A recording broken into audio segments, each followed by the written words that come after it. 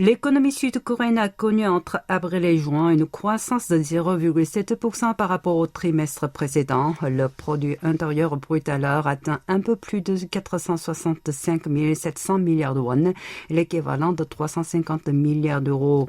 C'est la première estimation avancée aujourd'hui par la Banque de Corée. Celle-ci avait auparavant anticipé un rebond de 4% cette année, à condition que la croissance trimestrielle entre avril et décembre s'établisse entre 0,65 et 0,7%.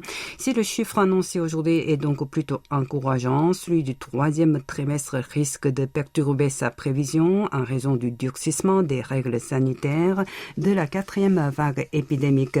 De fait, le PIB repartait à la hausse de 2,2% au troisième trimestre 2020 après avoir enregistré au trimestre précédent sa plus faible progression en 12 ans avec moins 3,2%.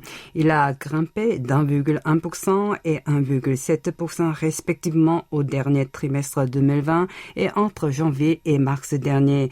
Concernant le taux de contribution à la croissance, il est passé d'1,3 point au premier trimestre à 0,4 points au second trimestre pour le secteur privé et de 0,4 à 0,3 points pour le gouvernement. Quant aux investissements dans le BTP et les exportations, ils sont repartis à la baisse. La progression des investissements dans les biens d'équipement a été freinée, tandis que la consommation privée et les dépenses publiques ont augmenté. Les importations, elles, ont bondi de 2,8%.